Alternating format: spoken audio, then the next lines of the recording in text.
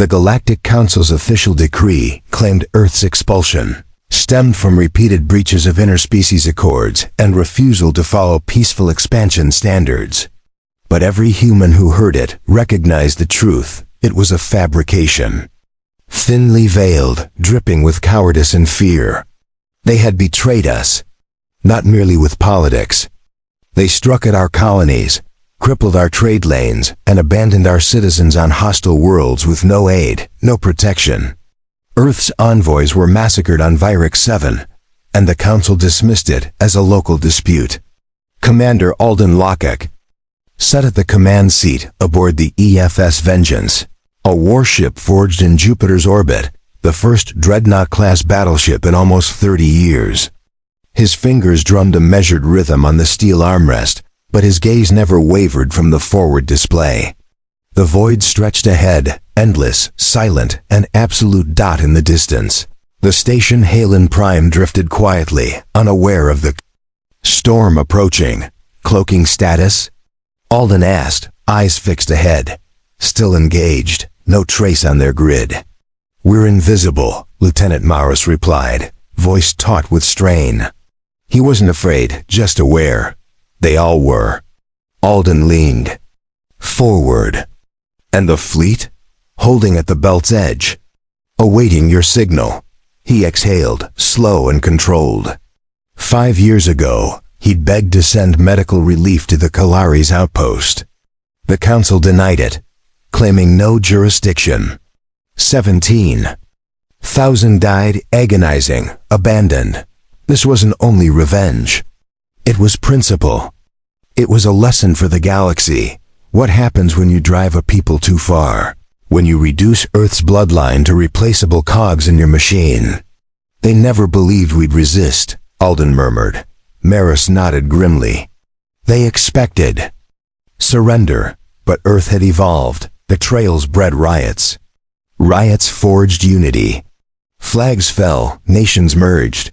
Every resource bent to one creed: strength through survival. The Earth fleet rose, not as guardians of peace, but executioners of vengeance. Vengeance was only the spearhead. Hundreds more waited: frigates, bombers, railgun destroyers. As ice swarms, all built in silence within cloaked yards beyond the Council's gaze. Earth stopped asking. It stopped pleading. It prepared for war. "Play it," Alden commanded. Maris tapped the console. A hologram flickered to life. An elder alien draped in golden robes, 6 jeweled eyes glimmering. Counselor 3. Architect of Earth's exile. In the recording, 3's voice was calm, condescendingly. 3's words echoed. "Human aggression cannot be permitted to spread further. Earth's kind is volatile, emotional. Their extinction may be the only road to lasting galactic peace." The recording ended. Silence gripped the bridge. Alden rose. "Transmit reply," he ordered, "to every Council channel." The comm officer nodded, fingers moving over the console. Alden stepped forward, eyes like steel. "This is Commander Alden Locke of Earth's fleet. You lied. You used us. You discarded us. You killed us. You should have erased us completely, because now we're coming for everything you've built." He paused, half a heartbeat. "You wanted peace, you forged war. And now Earth delivers annihilation." His signal dropped. The void shuddered as the asteroid belt's cloak peeled away. Not dozens, hundreds of Terran warships lit the dark, weapons primed, targeting locked. Halen Prime never had the chance to scream. Rail slugs tore through reinforced hulls as if through dust. Plasma lances ripped hangars apart. Hunter drones swarmed defenses and shredded satellites into drifting clouds. The station fractured, then blossomed into fire, its debris tumbling like broken bones in zero gravity. But Earth's fleet didn't halt. They pivoted, engines burning, and surged toward the next target. The fall of Halen Prime wasn't a warning. It was extinction made manifest.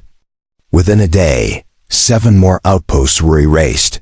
No survivors. No pleas. No diplomacy. Aboard the EFS Vengeance, Alden sat in the war room, bathed in the blue glow of tactical hollas. Officers around him watched in silence, faces sharp, unwavering. None smiled. This was no triumph. It was an overdue reckoning. How many dead? Alden asked. Estimated 420,000. Mostly personnel, said Commander Rykov, Fleet Operations Lead. Civilian traffic was minimal. Alden didn't flinch. Good. Keep it that way. We don't waste fire on civilians. Not unless they fire first. Silence followed. Reich hesitated. They're calling us terrorists, sir. They always did, Alden answered flatly. Even when we were begging for rations, for aid. Let them choke on their own lies. His gaze locked on the vast star. Map ahead, Council territory burning red across its edges. The shell was broken. Inner systems were next. Propaganda already flooded every channel, painting Earth's assault as madness, as desperation proof of humanity's instability. But truth cut through. Civilizations had seen the Council strip Earth bare, strangle its colonies, blockade its trade. They had watched humanity claw its way up from ruin alone. And now they were watching Earth strike back with a fury only centuries of humiliation could forge. Neutral systems stayed silent, not from fear of Terran weapons, but of Terran. Resolve, sir, the comm officer spoke. Private transmission. Encrypted. Origin Hilarion. Civilian freighter captain. Claims Council-level intel. Requests defection. Alden turned. The hologram flared, revealing a pale, worn Vari with nervous green eyes. Known traitors. Known traitors. My name is Crustal, the alien said. Cargo. Hauler for inner sectors. I don't care who wins, but I've got something you'll want. Speak, Alden said coldly. 3 cycles back I transported a convoy. Manifest claimed mining gear. It wasn't. It was Nerve Agent Reflex 8. Military grade. Enough to poison a moon. Destination, Yale Minor. Alden's eyes narrowed. Yale neutral. Until it voted to support Earth's reinstatement. A week later, its biosphere collapsed. It wasn't failure, Crustal said. Officers exchanged. Grim glances, Reflex 8. Outlawed across the galaxy. Even in war, 2 cruel burning synapses, leaving victims frozen alive. Earth had never touched it. Even broken, it clung to a code. Coordinates, Alden ordered. I want asylum, Crustal blurted. Me and my family. You hide us on Earth, we disappear. No leaks. If your intel checks out, Alden said, voice like ice, you'll be taken care of. The hologram died. The war room fell quiet. Then Alden spoke. Plot a new course. Fleet-wide repositioning. We hit the depot. If they're stockpiling, it all burns tonight. Orders acknowledged, Reich said. 12 hours later, the fleet ripped from warp into the Tarnak Belt, an abandoned mining graveyard, shadowed by 3 shattered moons.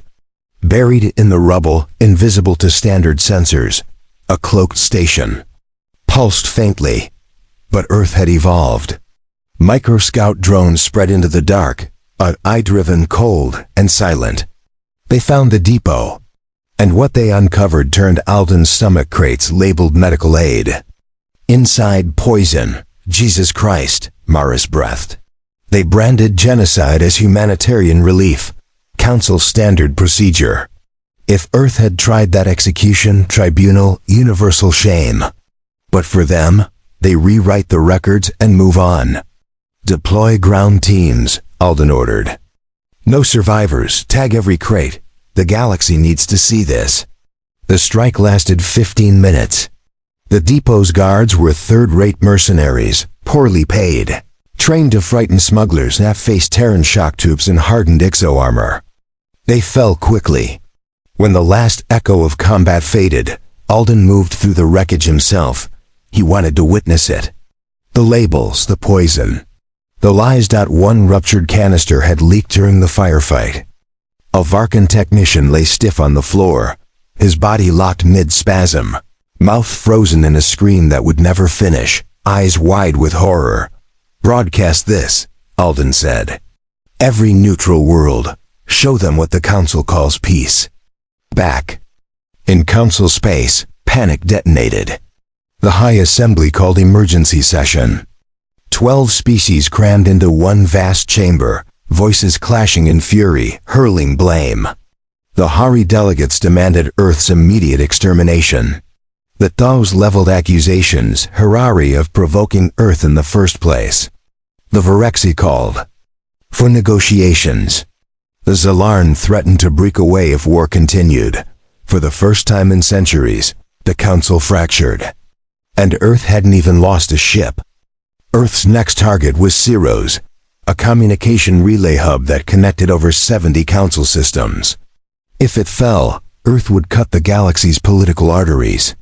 Every order, every alert, every plea for aid gone, but Cyrus wasn't undefended.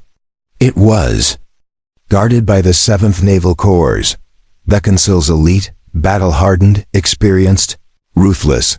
Alden studied the data in silence. "They'll expect a frontal assault," Rykov said. "They'll be dug in deep. No way we outgun them. We don't need to." Alden replied, "We bleed them dry. We cut power. We suffocate them." He turned to Morris. "You have those blackout drones ready. Fully operational. Deploy. We bring the lights down. And when they panic, we gut them." The blackout was surgical. Within 30 minutes, Cyrus went dark. Every satellite, every relay tower, every backup generator dead. Ships drifted helplessly in orbit, blind and silent. Earth drones swarmed like insects, crashing into ventilation systems, splicing cables and shorting cores. Panic spread through the 7th Naval Corps. Officers shouted. Systems glitched. Orders were missed. The arrogance of the Council's finest cracked under real pressure. And then came the Earth fleet. No fanfare, no warning, just raw firepower. The EFS Vengeance led the charge. Its rail gun tore through the command cruiser like a blade through flesh. Earth squadrons followed, carving lines of death across the sky. Plasma missiles split hulls open. Explosiverids shattered hangars. The battle was over in 2 hours. "Seer." "They broke ranks," Alden asked slowly. "Not officially," Maris replied. "But their port says their fleet bombarded Zarn Axis from orbit, destroyed the data cores, then vanished. Why? We don't know, but there's more. They're requesting a meeting with you alone." Alden stared at the wall, mind racing. This war had started as Earth versus the galaxy, but now the seams were splitting wider than he ever imagined. The rendezvous took place in the dead zone of Giza Fringe, a no-man's land where signals died and politics didn't matter. Only 3 ships arrived. 1 from Earth, 2 from the Zalarn. Alden walked into the cold metal chamber of the neutral cruiser. The walls buzzed with strange energy, the air thick with chemical scent. Across the table stood 3 Zarn, tall, 6-limbed, mandibles twitching. Their eyes glowed like amber glass. The Centurone spoke first, its voice metallic and sharp. "You are Alden Lockek." "I am," he said evenly. "We have watched your crusade. It is impressive, efficient, controlled." "You here to threaten me?" Alden asked. "No," the Zilin said. "We are here to tell you the Council is dying, and we will not mourn it." Alden narrowed his eyes. "Go on." The Zarn Axis facility was not just research. It was experimentation on humans, Alden's. Heart froze. They captured survivors, colonists, children. They studied human resilience, pain thresholds, neural responses to trauma. The data was horrifying. We demanded the Council shut it down. They refused. We acted. Alden clenched his fists. "And you tell me now?" "After 5 years. We tell you now because the Council is afraid of you, and that fear creates opportunity." The zeal leaned forward. "We do not seek alliance, but we will not fight you." We will provide coordinates, systems with secret council stockpiles, military, chemical, biological. Target them, destroy them, let the council rot. Alden stared at the alien, rage boiling just beneath his skin. He didn't trust them, but the data could save thousands, maybe more. I take your intel, he said slowly. But if you ever betray us, you will. Bring annihilation, the Zeal said. Yes, we understand. They handed him a crystal drive. Then they vanished. Back aboard the Vengeance, Alden sat alone with the drive in his hands. Fewer was spreading faster than even he had planned. All eyes were appearing in the shadows. Enemies were fracturing from within. But what haunted him more was the experiments. He ordered Maris to decode the files. What they found broke even hardened soldiers. Children dissected. Neural probes jammed into skulls. Reflex testing under live fire conditions. Notes scribbled by council scientists discussing humans as feral but fascinating. The room fell silent. Some turned away, others wept. Rico punched the steel wall so hard he split his knuckles. Alden stared at the screen. They wanted to know what makes us keep fighting, he said. Now they had their answer. He stood up. Target the sites, all of them. We strike in 10 hours and this time no survivors. Maris nodded grimly. The next wave would be the bloodiest yet. Because now it wasn't just about vengeance. Now it was about the memory of every human the council had silenced and carved like an animal. And Earth would make them pay. It began with 3 Zealand explosions. High above the planet fell Traxxas, once considered the council's most secure military hub. Earth's stealth missiles struck without warning. They didn't make fireballs. They made voids, silent ripples that cracked through defense satellites, disabled planetary shields, and left a proud system gasping for light. And then Earth's fleet arrived. Over 200 warships, dreadnoughts, ion carriers, stealth destroyers. Like wolves slipping through the smoke off their own kill. Commander Alden Lockett stood at the heart of the EFS Vengeance, eyes locked on the planet's orbit as ship after ship emerged behind him. We're here, Maris said. Just like the Zeran coordinates, said. Alden's jaw tightened. The intel was real. That much was clear. But trusting it was another matter. Still, if Rakasastrali held the Central Council Warfare Command, Earth couldn't hesitate. No Tanamor. Not after what they'd seen at Zarnaxis. They weren't just fighting for justice anymore. They were hunting butchers. Launch ground teams, Alden ordered. No speeches, no mercy.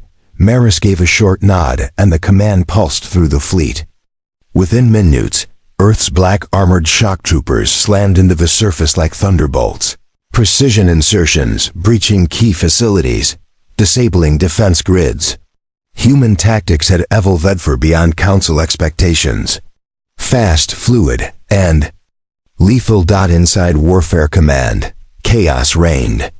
Council generals, once smug and certain, scrambled like cornered rats.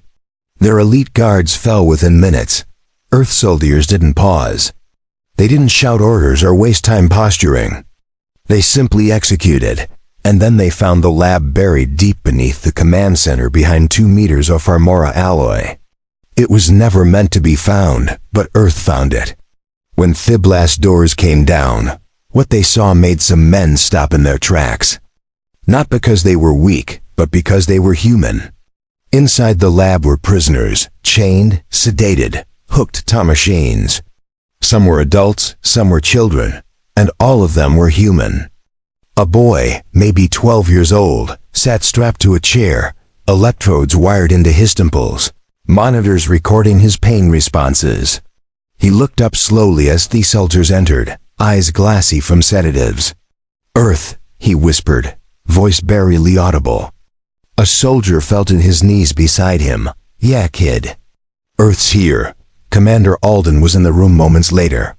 He looked at the boy, then at throws of data panels, the journals, the council insignia on every device. They were studying resistance. Maris said grimly, trying to figure out what makes humans keep fighting, even when broken. Alden didn't speak. He walked through the lab in silence, past the cages and cryopods. One held a woman, naked, bruised, staring blankly at nothing. They broke the treaties, Maris said. Every single one. They never follow with them, Alden muttered. We just didn't want to believe it. He turned to the team. Evacuate every prisoner, then burn this place to hell. Hours later, the lab was gone.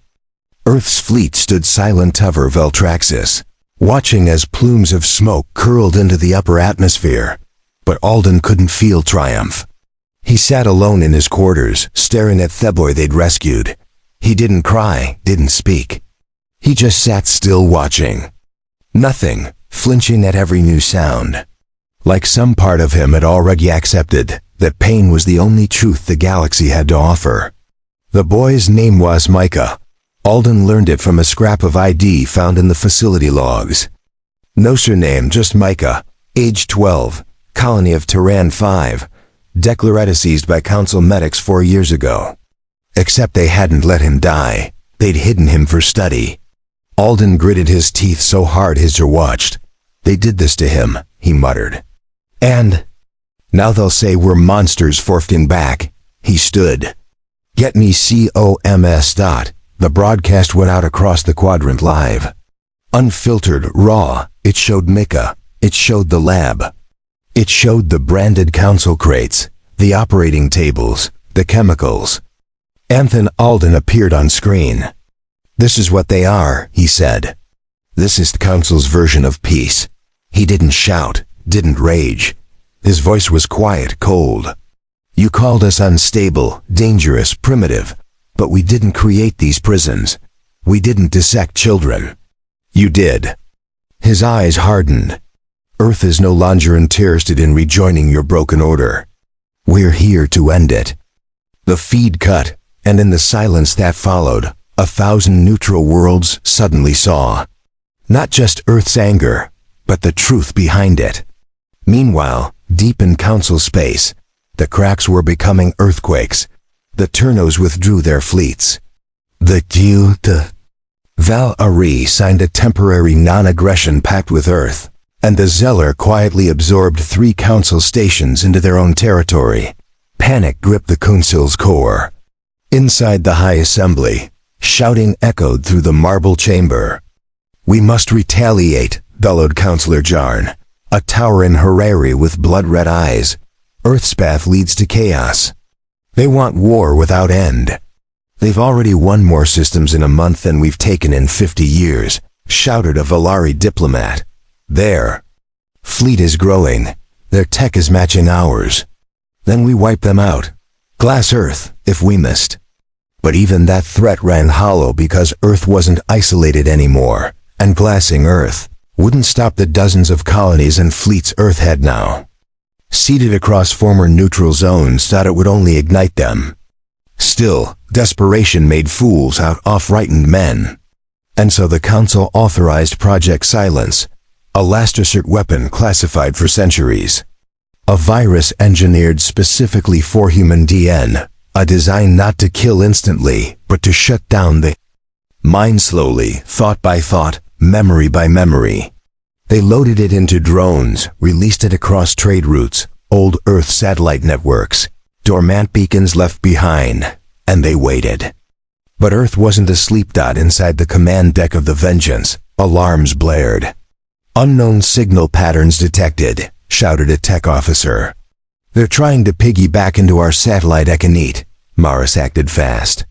Quarantine nodes, full lockdown, trace the signal. The virus never made it in. Instead, Earth trapped it, sealed it in a digital vault, and studied it line by line.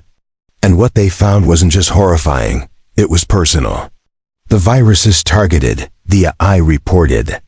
It maps to human cognitive markers, patterned around Earth-based neurology, specifically colony-burn variants. They designed it for our kids, Rykov said in a whisper.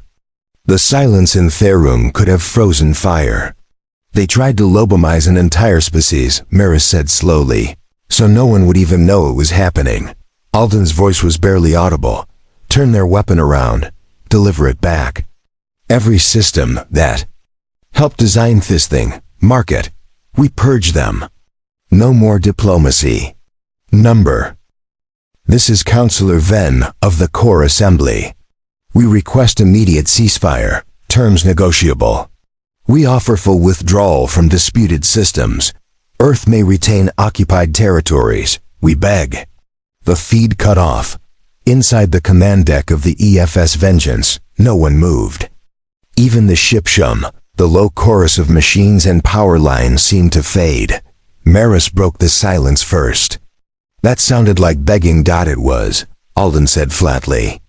Counselor Ven was no lightweight. A veteran of politics, he had once called Earth a threat to galactic harmony. A snake. Now the snake was coiled and crushed, its tongue bitten off, its fangs shattered by the steel fist of Earth's return. Could be a trap, Rykov said. By time, delay us regroup. Alden nodded slightly. Could be, but if it isn't? The implication hung between them. For 5 years they had bled, planned, trained, sacrificed. They hadn't just built ships, they'd built resolve. Earth had been mocked, dissected, discarded. Now it held the Council by the throat, and the Council wanted to talk. Alden turned to the hollow table. Bring up the surrender site. A star system appeared. Neutral by designation, but long used as Council storage and diplomacy space. Arius Prime, unarmed, half abandoned. One planetary station still operational. They were offering to meet their thoughts? Alden asked. Rykov spat. We finish them. Crush the core. They're reflailing now. We give them time to breathe. They'll grow new teeth. Maris didn't disagree. They're rats, sir. Andrits don't get mercy. But then someone else spoke, a voice quieter, slower. It was Commander Hale, the fleet's field doctor. Barely seen during war briefings, mostly operating behind blast doors and triage stations. A man of stillness in a world of fire. If we end them completely, he said, we replace them. Alden turned, brow furrowed. Hale went in, voice steady. Wipe the Council off the map, and we're not liberators anymore. We're conquerors, and sooner or later, some other species will come for us. That the room stayed quiet, not out of disagreement, but because no one had thought that far ahead.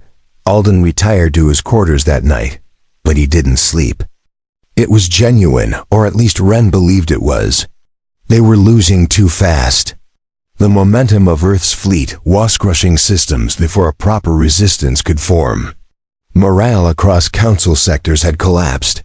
Whole races were defecting. Colonies were switching flags. The name Earth no longer conjured images of chaos or savagery. It conjured fear.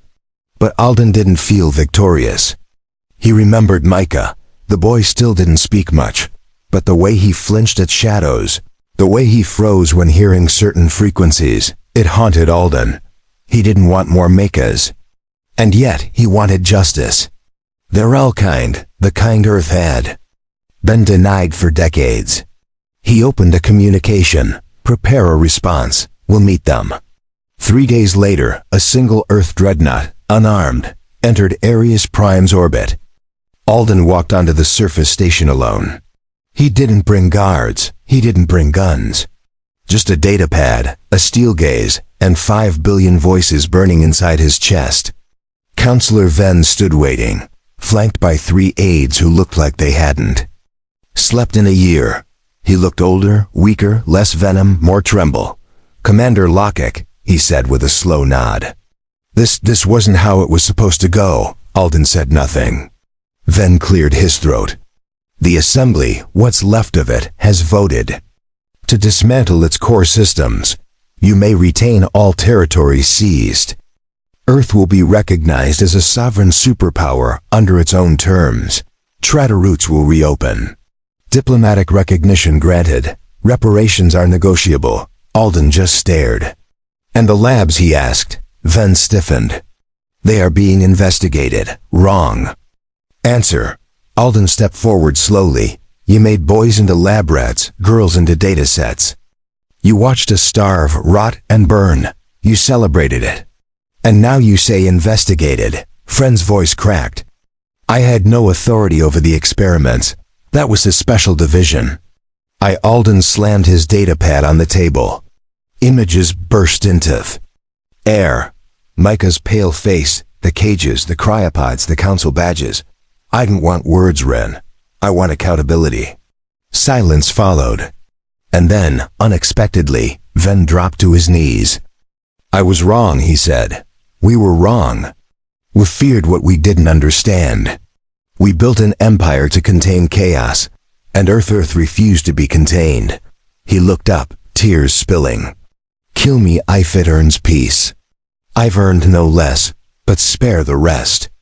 Some of us didn't know. Some of us were too afraid to speak. Alden stared at him. This was not how he'd imagined the surrender. He expected venom, lies, cowardice, but not this. Not a man offering his throat. Later, aboard the Vengeance, the War Council gathered.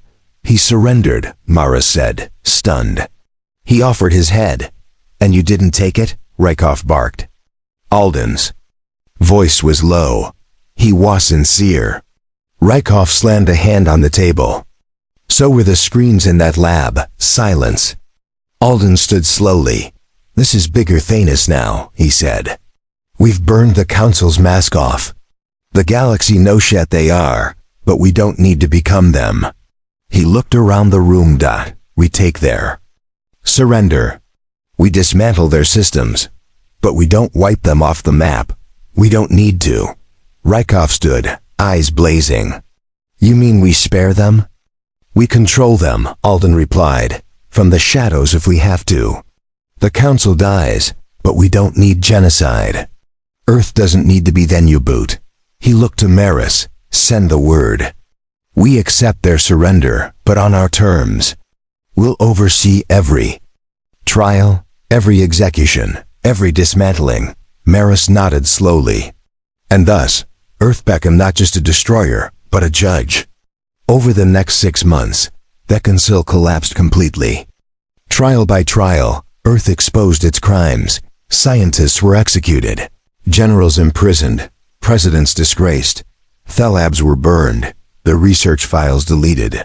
And from the ashes, Earth rewrote the law. Every interstellar treaty, every diplomatic rule rebuilt from the ground up. No species was allowed to dominate another. No experiment permitted on sentience. And no betrayal would go unpunished again. Alden Lockett became more than a commander. He became a symbol. The man who refused to forget, who took humanity's scars and turned them into fire. But not all of Earth was content. Some whispered that Alden had gone soft, that mercy was weakness, that they should have flattened the Council planets and erased the species that had cheered as Earth suffered. And one day those whispers would grow teeth. But that was another war, and the reckoning. For now Earth stood tall, feared, respected, and finally free. Peace, they called it. The ashes of the Galactic Council still floated across shattered systems. Its logos removed, its grand buildings repurposed into war memorials or prisons. Earth's banner, a black eagle on a fractured star, flew high above what remained. But it wasn't peace, it was control. Hard-earned, ruthless, uncompromising, and like all control, it came with a price. Commander Alden Lockett walked through the Hall of Memory, an obsidian structure built on the former capital of Valtraxis. It was a monument to the warrant, to those Earth had lost. Micah, the boy they had rescued from the Councilabs, now stood beside him, older, hardened. He spoke little still, but he looked with purpose. You sure you want to be here? Alden asked. Micah nodded. His eyes were not the eyes of a boy anymore. They were eyes that had seen the belly of hell and come out changed. They stopped before a black wall etched with the names of Earth's lost colonies, names long forgotten by the galaxy, but burned into every human heart. Tan 5, Halen Outpost, Ferric, Vesticor. I remember none of them, Micah said. But he feel like I do. Alden placed a hand on his shoulder. That's how legacy works. It becomes your burden, even when it wasn't your memory. Micah didn't reply, and from across the hall, a shadow watched them. Elsewhere, far above Earth's orbit, the EFS Sovereign floated in silence. A dreadnought-class ship still loaded, still ready, still fueled for war. It hadn't fired a weapon in months. But its new commander, Marcus Thra, walked its halls like Akaged. Animal, Thra had been bred for war. Built his name during the final siege of Korra Base, where his battalion wiped out 3 Council bases in 12 hours. A hero, Earth called him, but 3 never cared for medals. He cared for obedience, fear, domination, and he was starting to hate what Earth had become.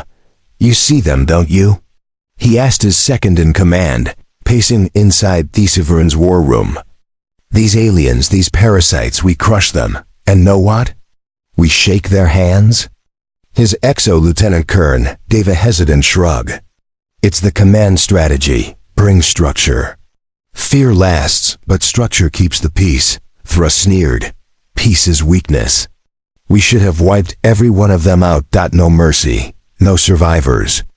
Now we sit like politicians writing charters and codes. He looked at the Earth seal etched into the steel floor. This wasn't what I fought for. Karna looked up. What did you fight for? Thra didn't answer right away. He stared at the void through the viewport. I fought to make sure Earth never bows again. The seeds of rebellion didn't start with guns. They started with ideas, whispers inside the fleet, rumors among outer colony commanders that Earth was going soft, that Alden Lockek had traded vengeance for vanity, that Thelians would rise again and Earth wouldn't see it coming. They started calling themselves the Purge Wing. At first, just a secret channel, then meetings in dark corners. Then entire supply runs diverted to training exercises no one reported back from. Thra wasn't just a soldier now. He was a symbol. And symbols once lit tend to burn everything around them. Alden heard the rumors. Of course, he had informants across the outer fleets, but part of him didn't want to believe it. We beat the Council, he told Maris during a secure session. How to